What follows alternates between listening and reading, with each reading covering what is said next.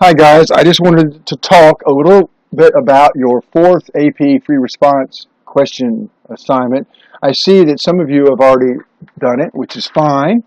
Uh, I will be trying to catch up on all my grading today and tomorrow, but I just wanted to just uh, briefly give you a heads up on the topics that these five free response essay questions are going to be assessing you on. And once again, you're going to be looking at a monopolistically competitive firm and a graph, and you will be, answering questions and analyzing the graph.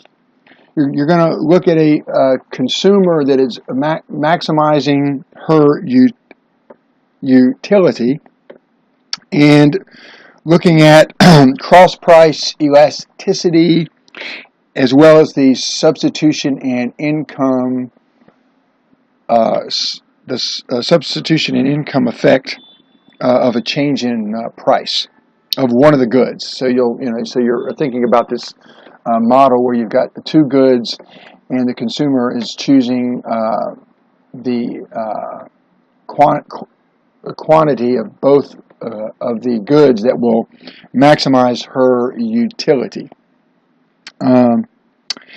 You're going to once again be working with a payoff matrix. You're going to see a graph, supply, just a basic supply and a demand graph, and you're going to analyze the effects of a per unit tax on the good. And lastly, and in this question, you'll be asked to calculate the price elasticity of demand. So make sure you know how to do that.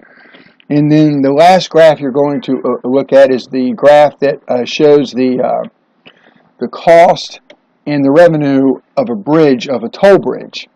And this is something you may have not seen before, but this is a very, very interesting case where the marginal cost of an additional driver on the bridge is zero. So as you add more drivers in this case, the marginal cost is going to be just one straight line that's zero. And so you're going to be looking at what that means in the terms of cost and efficiency. Now, so if you think about this idea of a marginal cost being a zero is really seen more in transportation economics, because if you think about a bus that's running its route that it's going to run anyway at say 2 a.m. in the morning, and the bus is empty. Well, if one rider decides to get on the bus, that's the marginal cost of that one additional rider is zero. So you see a marginal cost as zero. That's very common in transportation economics. Okay, so that's your.